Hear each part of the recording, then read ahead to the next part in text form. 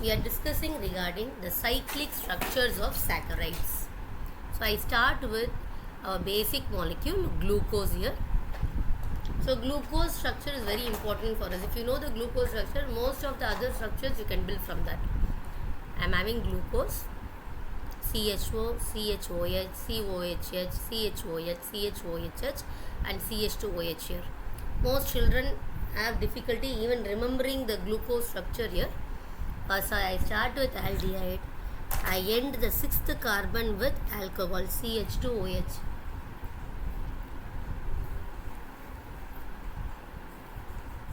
So remember that I have OH.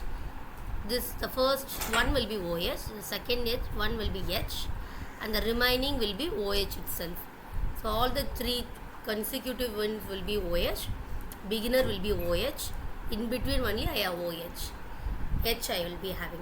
The counterpart for OH will be H. H will be OH. Again for OH it is H. OH it is H. So how I remember is that OH, OHO, just it goes on. OH, H, OHO, just it goes on. Okay. If you have difficulty in remembering, you can remember it like this. Now what happens is that when I am taking this glucose, I put it into water. The glucose immediately takes up a cyclic structure here. So what kind of a cyclic structure? Look at this. The oxygen right now is having lone pair of electron. So this H plus moves away. Okay, this H plus. So this oxygen shares its lone pair of electron to the carbon so that the double bond O is shifted. Now what will happen about this carbon? The double bond shifted will create it as O minus. This is H. The H plus that left the place will come and attack here. So it becomes OH. Now at this carbon, which carbon it is? Carbon number 1. With which carbon it made a bond? Carbon number 5. So between C1 and C5, between C1 and C5, you can see there is an ether linkage is available here. Why do I call it as ether linkage? This is one R, there is a O, this is another R. So there is a ether linkage here.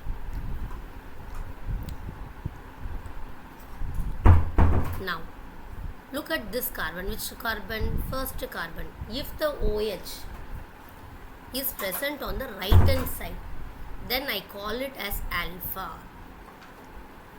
Swap. If the OH is present on the left hand side, I call it as beta. So let me give the full name for this molecule. It is still D-glucose only, because I started only with this. So it's still D-glucose, but the topmost OH, if it is on the right hand side, I call it as alpha. If it is on the left hand side, I call it as beta. You can see they are exhibiting an equilibrium here. An equilibrium is exhibited between alpha D-glucose, glucose, that means non-chain form of a glucose here, and beta D-glucose. So why does this happen? This is nothing but called as mutarotation. When I take pure alpha and beta anomers of sugars, what is this anomers here? Look at this carbon at which the ether linkage happened. The carbon at which the ether linkage happened, and that particular carbon, if it is involving in the change of OH configuration from right hand side to left hand side, then we call this as anomers. We have already discussed epimers. Dipimers do not involve in ether linkage. It could be at any carbon it could happen. But anomers are happening at ether linkage, and it is usually with the first carbon.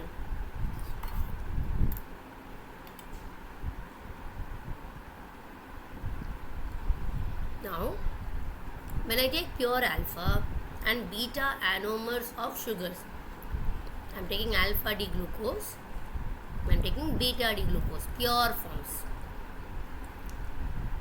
and dissolved in a solvent. What do I mean by that? Ma'am, I am taking a beaker, I'm adding alpha D glucose to it. I'm taking another beaker. I'm taking beta D glucose in it. So what's happening here? Alpha D glucose initially has a specific rotation value of 112 degree. What is the specific rotation? When I put it into polarimeter, I take the polarimeter in the vessel. I'm keeping this alpha D glucose solution. Initially, it shows a value of 112 degree. That means it is going to go for a clockwise rotation here. The plane polarized light is rotated to its clockwise rotation, showing a value of 112 degree.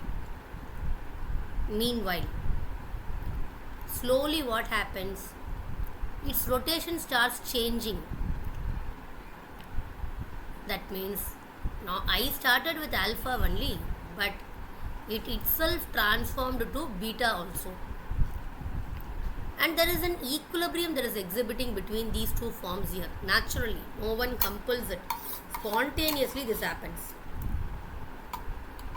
Okay, spontaneously this happens. There is an equilibrium that is exhibited between them. If it was beta, the angle was plus 18.7 degree.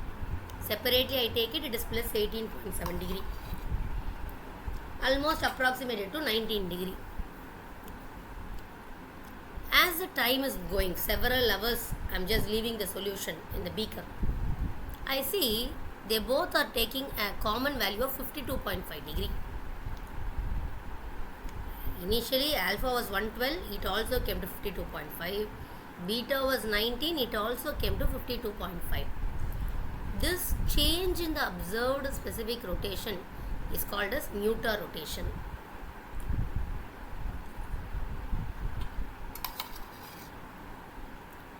Is that clear?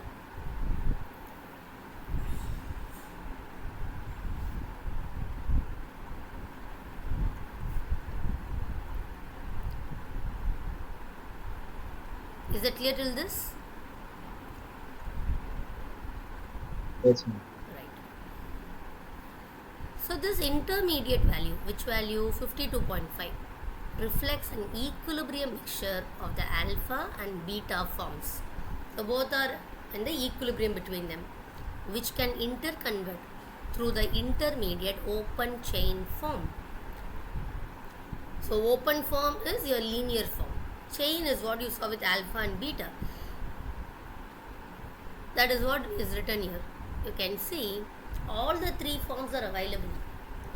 There is not only alpha is available, beta is available, or the chain linear is, all are available. But look at the percentages here. Look at the percentage of availability here. Beta is 63.8% in the equilibrium mixture. When I look at beta, I see it is available for 63.8%, followed by alpha, followed by the linear form, which is just 0.2%. It conveys us to that the beta form is the most favorable form, followed by alpha, and very least is the linear form here. There is a reason behind this. Why this beta is the most favored here? Why is it available for 63.8% here? There is a reason for us.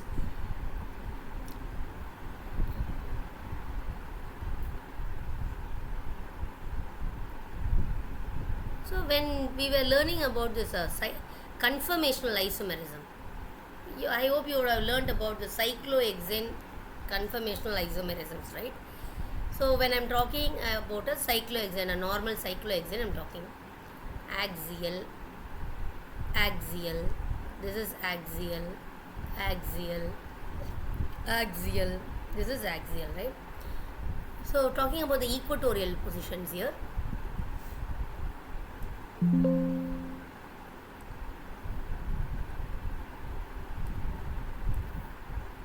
This is equatorial, this is equatorial, this is EQ, EQ, EQ, EQ. So mostly the bulky groups tries to take up the equatorial position. Bulky groups tries to take up equatorial position. Also those who like to go for hydrogen bondings, if they are able to do an equatorial position, still more comfortable. when I'm doing this anomers of beta D glucose in the cyclohexane form, you can see the OH. This is my anomeric carbon here. This is this carbon which is present. This is a place where the cyclic ether has got formed. Now you can see the OH is present in the equatorial position. OH is present in the equatorial position. So in the beta D glucose, all the OH, you can see the OH is on in the equatorial positions.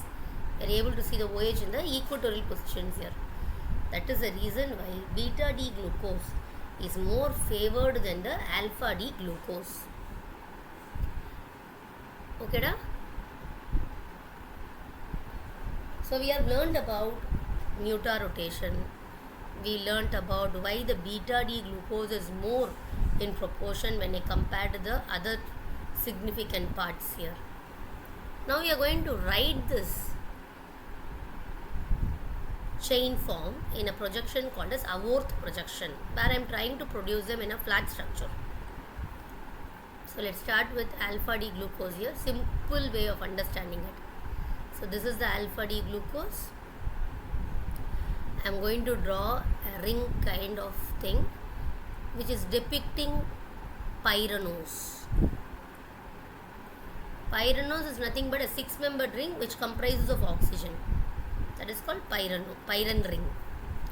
Okay, so this is this oxygen that I have drawn here. All the groups that is present on the left hand side, just write them on the top. Look at this. I am drawing the bonds here. Whichever is present on left hand side, just keep them on the top. Initially I have hydrogen, so I place hydrogen. Then again hydrogen, I place hydrogen. I have OH. I have hydrogen. I have the 5th carbon. Look at the 5th carbon. I have CH2OH and hydrogen. Give the priority to CH2OH. That's it. Now at the bottom part, just write the counterparts here. Hydrogen should have OH only. OH should have hydrogen. Hydrogen should have OH. CH2OH is there. Then it should be hydrogen here, obviously. What you have written is alpha D glucopyranose. Alpha D glucopyranose. Let us go for the beta here. Simple change. What is the difference between alpha and beta? Only at the anomeric position it got changed. The OH was in the other side around. So take this first carbon, interconvert the OH position. Then I call this as beta D glucopyranose. Clear?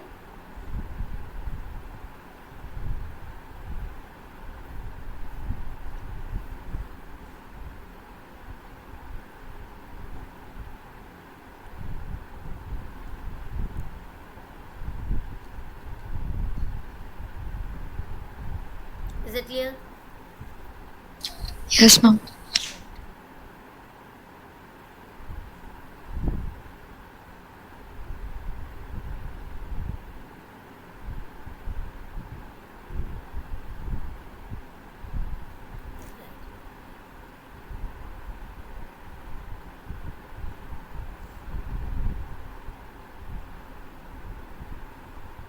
We are discussing about the preparation and the chemical properties of the glucose here.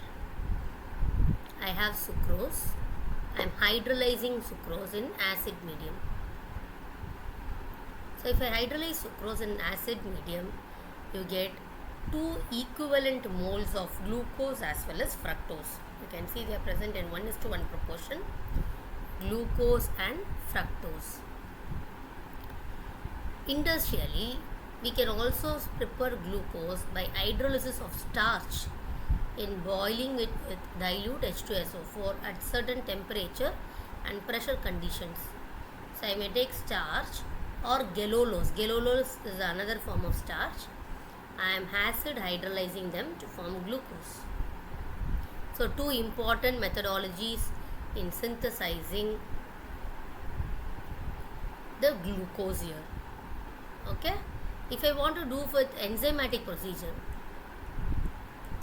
if I'm doing with enzymatic procedure, what procedure shall I use?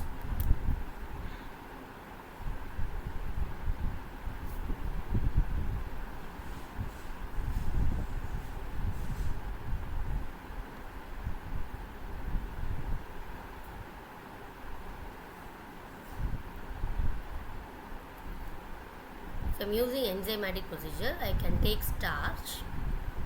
I can use glucoamylase, glucoamylase or alpha amylase or maltase. They could convert it into glucose. Any three enzymes I can use. Any of these three enzymes can convert a complex starch into smaller unit of glucose.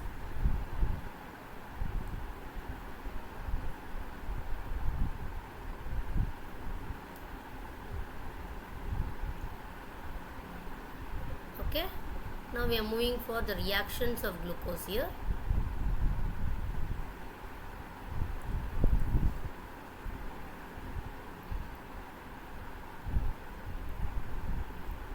The first reaction is acetic anhydride here. So in glucose I can see there are 4 OH groups, OH, 4 OH here, and here it is 1 OH. So totally how many OH I am having? 5 OH groups. So this 5 OH groups, when I am treating with acetic anhydride here, I am treating it with acetic anhydride. So what is this reaction called as? Alcohol plus acetic anhydride. The name of this reaction, please.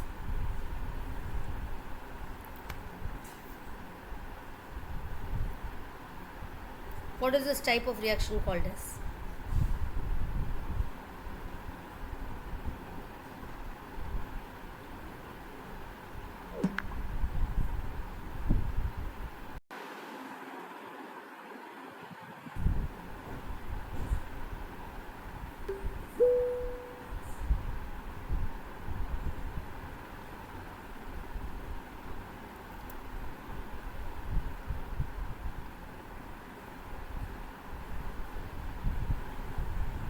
Do we have a name for this reaction type? Da?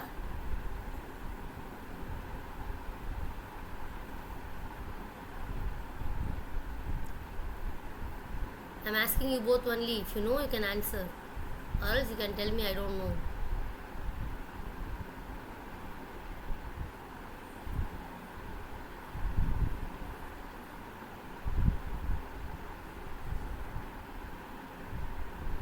Can you tell me what is this reaction called as? Is this called as acetylation? Yes or no? Yes. Yeah. So when I am having alcohol OROH plus I take CH3COCl here, remove HCl. So I will have ROCOCH3. This is called as acetylation. Similarly, if I am doing with acetic anhydride, CH3CO twice O, again I will have ROCOCH3 plus CH3COOH. That is also called as acetylation. So because of 5 OH groups here, they get acetylated.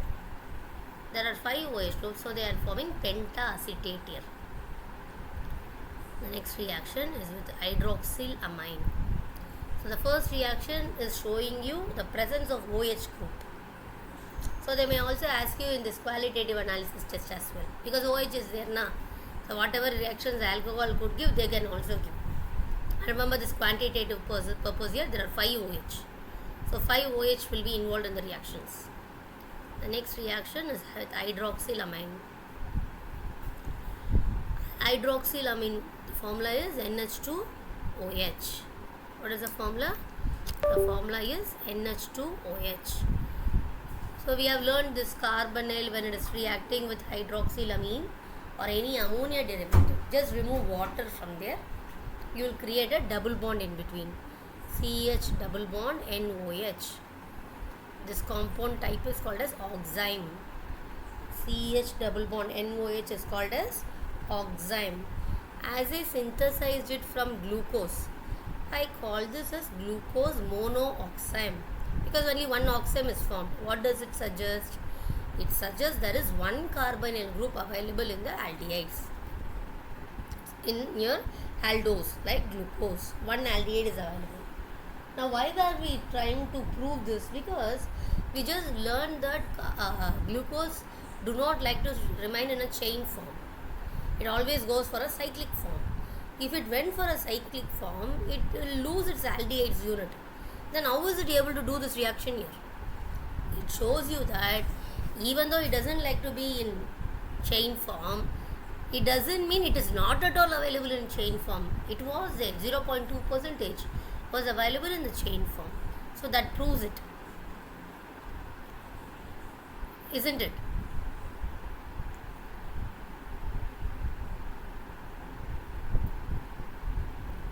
You got it?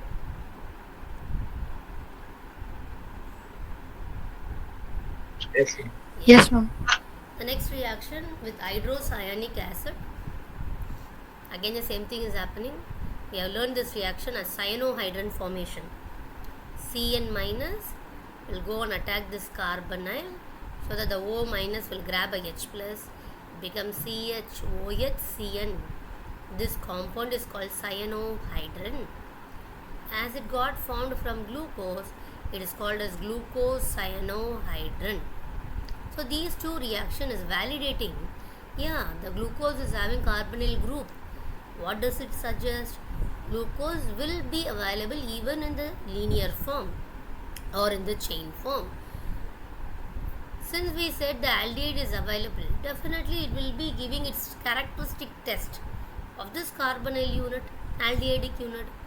We know very well Tollens reagent and filling solution will definitely oxidize the aldehydes. So I am having Tollens reagent here, ammoniacal silver nitrate solution. When I use it, the Ag2O of this silver will get reduced to Ag, which will give you this silver mirror in the test tube, and this aldehyde you can see it is getting oxidized to carboxylic acid. This proves you aldehyde is available. Similarly, when I did fillings, the end result shows you there is a reddish brown cuprous oxide is formed, Cu2O. Which will form this? Only those which is having aldehyde unit. So I understand it as it is having aldehyde unit here. Okay?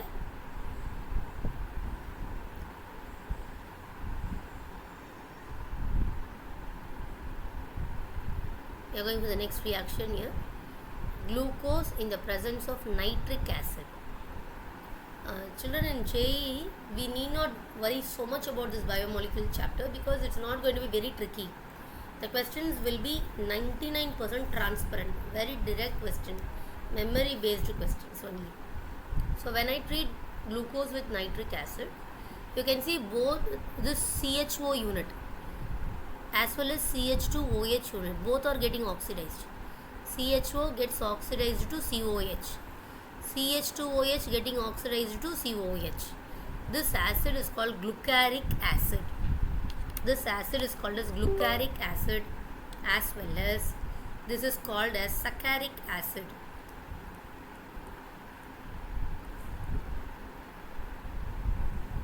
As well as it will be called as saccharic acid. If I have glucose, when I treat it with bromine water, then it forms gluconic acid. Then it forms gluconic acid because definitely bromine water is not such a strong oxidizing agent like nitric. So you can see it is just oxidizing aldehyde to acid, but alcohol is untouched. This is a very common question in any of the JEE mains question paper, asking you which converts glucose to nitric and glucose to glucaric and gluconic here, or what happens when glucose is reacting with its respective reagents here. The next reaction is making this polyhydroxy compound into 0-hydroxy compound. So I am taking this glucose, I treat it with HI, I heat it for a quite long time. We have learnt it already. HI in the presence of phosphorus, when you treat it with any kind of a compound, let it be halide, let it be OH, let it be aldehyde, anything, they will become to their corresponding hydrocarbon itself. That's what is happening here. So all the OH groups are removed, 6 carbon was there, now it has become N-hexane.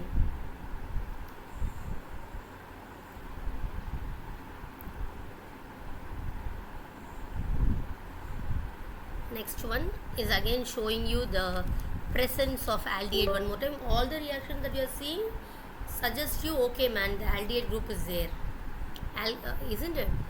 The next one we are doing with phenyl hydrazine. So I am having this CHO here, I treated with phenyl hydrazine. What is phenyl hydrazine?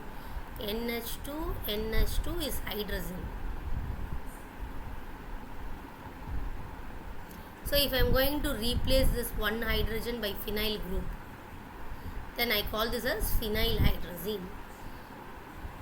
Goes to the usual reaction, remove the water, H2 and O, it forms double bond NNHPH. So the compound will be called as D-glucose phenyl hydrazone. When it comes to NCERT examination, when they ask you, complete the following reactions. Glucose, when it reacts with phenyl hydrazine, you have to write the structures properly, also naming the compound. So 1 mole is used. Again 1 mole will be used to oxidize this second carbon. You can see it is having a second CHOH unit here. That will be oxidized to form ketone. So 1 unit used for the first reaction, second mole used to convert this alcohol into ketone. Now when I use the third mole, the ketone once again reacts with this phenyl hydrazine to form C double bond NNHPH. So totally how many moles we use?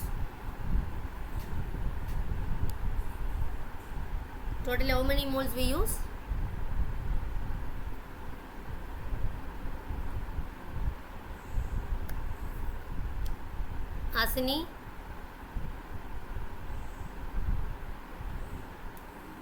How many moles we use, ma? For which one? I am discussing about F subdivision. Which one means I don't understand. Totally how many moles of phenyl hydrazine you use? 3 moles. 3 moles. So the final compound is called as glucosazone. The next reaction is periodic acid HiO4. Either it is HiO4 or lead tetraacetate. Either HiO4 or lead tetraacetate. So what happens here? Always remember the primary aldehydic unit, the terminal aldehydic unit will get oxidized to form COOH.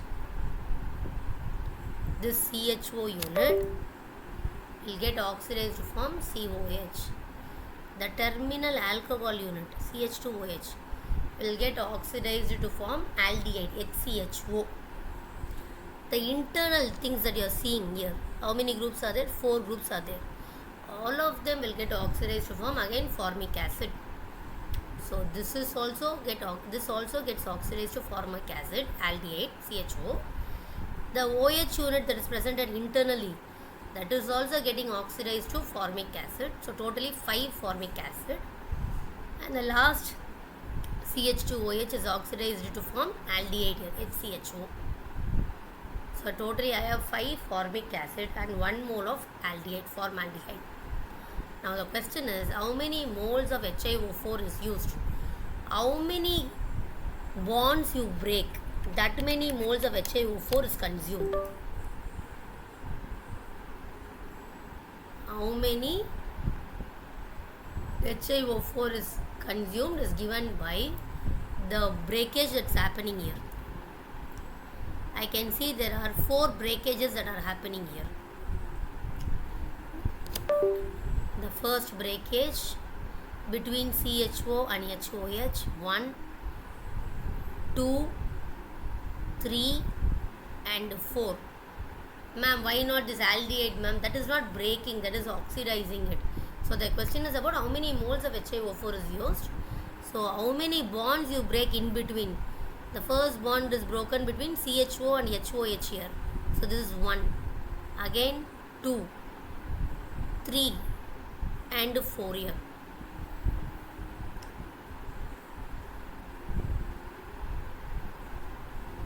The next reaction is between glucose and reducing agent.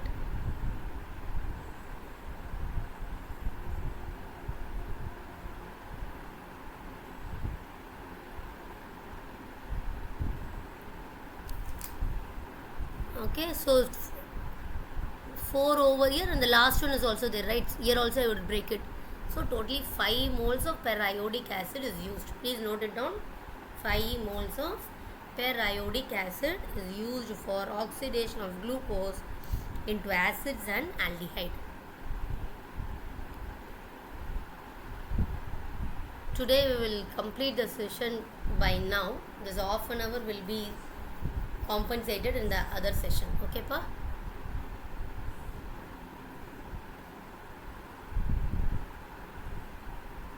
Okay. Okay. Ma'am, I have a doubt